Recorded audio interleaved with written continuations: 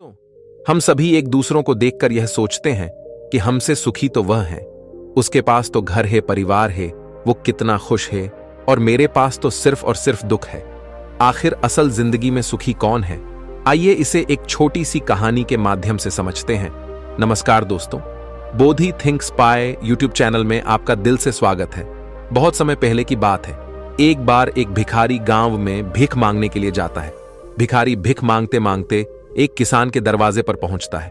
वह भिखारी किसान के घर का दरवाजा खटखटाता है, लेकिन अंदर से कोई आवाज नहीं आती। दरवाजा खुला होने के कारण वह अंदर की ओर झांकता है, यह देखने के लिए कि कोई घर पर है या नहीं। वह देखता है कि किसान और उसका पूरा परिवार एक साथ बैठकर बात कर रहे हैं। बच्चे किसान के साथ लिपटे हुए हैं, खेल रहे हैं। भिखारी को लगा कि शायद किसी ने मेरी बात पर ध्यान नहीं दिया, इसलिए उसने फिर से आवाज लगाई। जब उसने दूसरी बार आवाज लगाई तो किसान की पत्नी ने सुना और उसके बाद कुछ अनाज लेकर घर से बाहर आई और उसे भीख दे दी।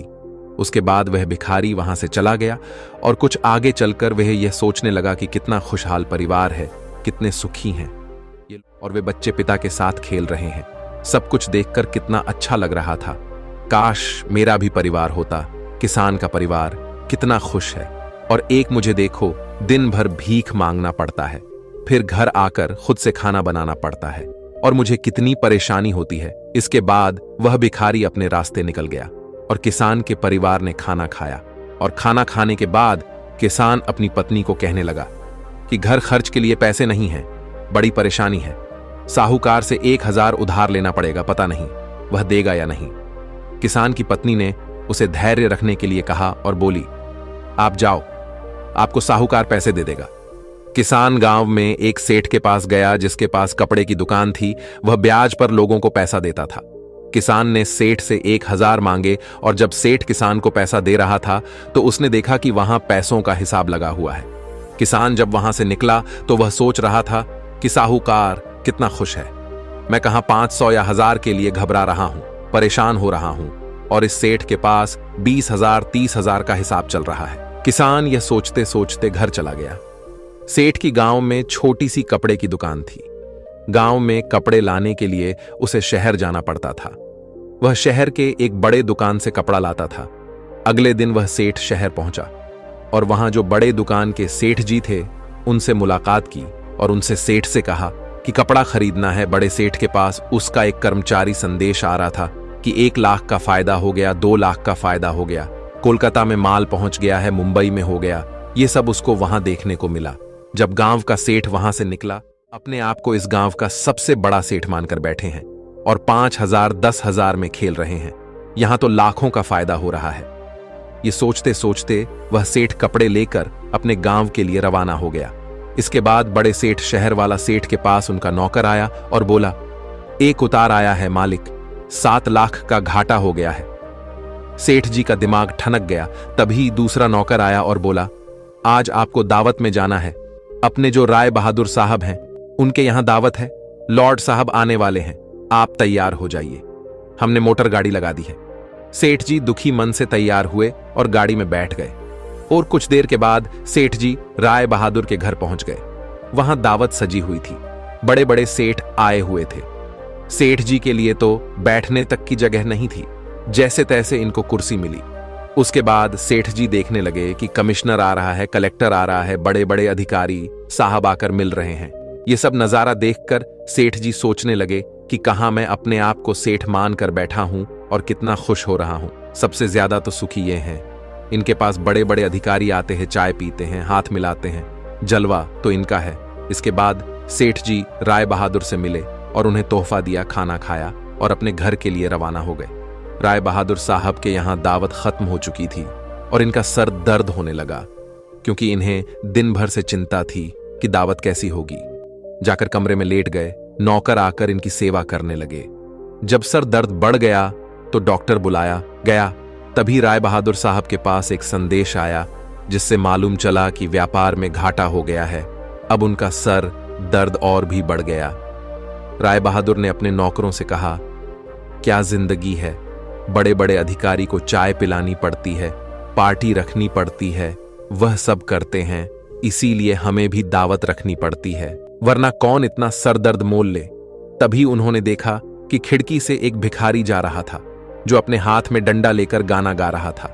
राय बहादुर साहब ने नौकरों से कहा, देखो, जिंदगी में खुश तो ये है, सुखी तो ये है, इसको कोई चिंता नहीं है, ना घाटे की ना फायदे की। यह वही भिखारी था जो किसान को सुखी मानता था, खुश मानता था। दोस्तों, हर इंसान खुश तो है, लेकिन वह अपने से धनवान व्यक्ति को देखकर दुखी हो जाता है और उसे लगता है कि सिर्फ धनवान व्यक्ति ही खुश और सुखी है। लेकिन धनवान होने के अर्थ यह नहीं कि वह व्यक्ति सुखी भी है। अगर आप जीवन में खुश और सुखी रहना चाहते हैं तो अपने से धनवान की ओर ना देखें, क्योंकि हो सकता है जो जीवन आप जी रहे हो वैसा जीवन पाने के लिए भी कुछ लोग तरस रहे हो। दोस्तों, दूसरी शिख जो हमें इस कहानी से लेनी चाहिए, जो हमें अपने आप से रूबरू करवाती है और हमारी असलियत दिखाती है कि हम जैसे हैं वैसे ही अच्छे हैं। एक छोटे से जो पहाड़ से पत्थर तोड़ने का काम करता था, उस व्यक्ति को अपनी जिंदगी से कोई शिकायत नहीं थी।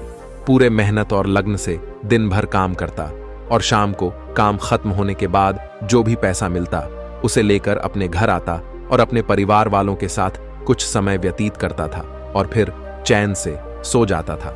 ऐसा करते हुए उसे कई साल बीत गए थे। हर दिन की तरह वह अपना काम खत्म करके घर वापस जा रहा था। रास्ते में चलते चलते उसके मन में एक ख्याल आया कि यह भी कोई जिंदगी है। मैं सुबह से शाम तक पत्थर तोड़ने का काम करता हूं और शाम में मुझे थोड़े से पैसे मिलते हैं, जिससे मुश्किल से मेरे और मेरे परिवार का गुजारा हो पाता है। शायद आज मुझे कहीं से कुछ ऐसी शक्ति मिल जाए जिससे मैं जो चाहूं वह पूरा हो जाए। लेकिन उसका ध्यान खाने की ओर नहीं था। उसके दिमाग में बस एक ही ख्याल था कि काश मुझे कोई ऐसी अलौकिक शक्ति मिल जाए जिससे मैं जो चाहूं हासिल कर सकूं। वह इस बात को सोचते सोचते सो गया। फिर नींद आने के बाद उसे एक सपना आया। सपने में उसने देखा कि वह रोज की तरह अपना काम खत्म करके घर लौट रहा था। तभी रास्ते में उसे एक बहुत बड़ा घर दिखा। तभी उसके मन में विचार आया, काश यह घर मेरा होता और मैं इसका मालिक होता। और उसका इतना सोचते ही वह उस घर का मालिक बन गया। उसको यकीन ही नहीं हो रहा था कि उसने जो सोचा वह पूरा हो गया। लेकिन उसकी खुशी अधिक देर तक नहीं टिक पाई। अचानक से एक शोर सुनाई दिया। उसने देखा कि उसके घर के बाहर से एक रैली निकल रही है जिसमें बीचों बीच एक राजनीतिज्ञ है। उसे देखकर वहां खड़े लोग उसके नाम के नारे लगा रहे थे और सब उसको देखने। तब उसको यह एहसास हुआ कि मैं कितना छोटा हूं, मेरा तो कोई अस्तित्व ही नहीं है इस राजनेता के समक्ष। काश मैं एक राजनेता होता और मेरे पास इतनी क्षमता होती। उसके इतना सोचने की देर थी कि वह राजनेता बन गया। उसके खुशी का ठिकाना नहीं रहा, क्योंकि उसके पास हजारों लोगों की भीड़ थी और सब उसको देखने के लिए तरस रहे थे। लेकिन उसकी यह खुशी भी ज्यादा देर भी टिक नहीं पाई, क्योंकि धूप बहुत ही तेज थी और उस राजनेता को इतनी धूप में खड़े रहने की आदत नहीं थी। उसे चक्कर आया और वह बेहोश हो गया। फिर उसे एहसास हुआ कि यह राजनेता सबसे ताकतवर नहीं है, ये जो सूरज है ये सबसे ताकतवर है। उसके मन में आया कि काश मैं सूरज होता, मेरे आगे कोई टिक नहीं पाता। उसको इतना सोचने की देर थी और खुशी से पागल हो गया। पूरी दुनिया को यही रोशन कर रहा था। दुनिया में ऐसा कोई इंसान नहीं था जो उसकी रोशनी को रोक सके। लेकिन उसकी यह खुशी भी टिक नहीं पाई, क्योंकि कुछ ही समय बाद आसमान में काले बादल आए और रोशनी को रोक दिया। फिर उसको एहसास हुआ कि कोई है जो मेरी रोशनी को भी कोई रोक सकता है। उसके मन में यह ख्याल आया कि काश मैं बादल होता, और वह बादल बन गया। उसको ऐसा लग रहा है उड़ रहा है और वह जहां चाहे वहां जा सकता है। लेकिन कुछ देर बाद एक हवा का झोंका आया जो उसे उड़ा ले गया। उसे एहसास हुआ कि बादल सूरज की रोशनी को रोक सकता है, लेकिन हवा को नहीं, क्योंकि यह हवा उसे बहा कर ले गई। फिर उसके मन में यह विचार होता और वह हवा बन गया। हवा बनने के बाद उसने अपने अंदर एक अलग सी ऊर्जा महसूस की और सोचा कि मैं जिसको चाहूं उसे उड़ाकर ले जा सकता हूं। उसको यह विश्वास होने ही वाला था कि इस दुनिया में सबसे ताकतवर मैं हूं। लेकिन तभी उसके सामने एक पहाड़ आया। उसने पूरी ताकत लगा दी, लेकिन उस पहाड़ को नहीं हिला सका। उसको यह एहसास हुआ कि कोई है जो हवा से ज्यादा शक्तिशाली है, जिसमें हवा को रोकने का भी दम है। फिर उसके मन में यह ख्याल आया कि काश मैं पहाड़ होता, और वह पहाड़ बन गया। लेकिन हर बार की तरह उसकी खुशी ज्यादा देर तक नहीं टिक पाई। एक जानी पहचानी आवाज उसे सुनाई दी और साथ ही साथ उसको दर्द होने लगा, जैसे कि कोई है जो उसे तोड़ रहा है। तब वह दर्द से चीखने लगा और उसके मन में आया, मैं वह बन जाऊं जो पहाड़ को तोड़ने का दम रखता है। लेकिन इस बार उसकी यह ख्वाहिश पूरी नहीं हुई। वह चीखने लगा, चिल्लाने लगा, अपनी पूरी ताकत लगा दी, लेकिन इस बार वह नहीं बन पाया। उसका दर्द बढ़ता ही चला जा रहा था। उस दर्द के कारण उसकी नींद खुली तो उसके सामने एक शीशा था। उस शीशे में खुद को देखा तो समझ आया कि मैं वह क्यों नहीं बन पा रहा था जो बनना चाह रहा था, क्योंकि असलियत में मैं वही हूं। दोस्तों, किसी से कुछ सीखना अच्छी बात है, लेकिन अपना अस्तित्व को भुलाकर किसी और के अस्तित्व को अपना लेना खुद का एवं साथ ही उस ईश्वर रूपी कारीगर का भी अपमान करना होता है। अलग बनाया है, हम भूल जाते हैं कि हम सभी में एक ऐसी खासियत होती है जो हम सबको खास बनती है। बस उसे हमें खुद के अंदर तलाश करना होता है। इसलिए आप जैसे भी हैं, आप अच्छे हैं। आपको किसी के भी जैसा बनने की कोई जरूरत नहीं है। आप जैसे भी हैं, सर्वश्रेष्ठ हैं। अगर आपको कुछ बनना है तो अपने आप को पहचाने, अपनी क्षमताओं को पहचाने और अपना श्रेष्ठ संस्करण बने।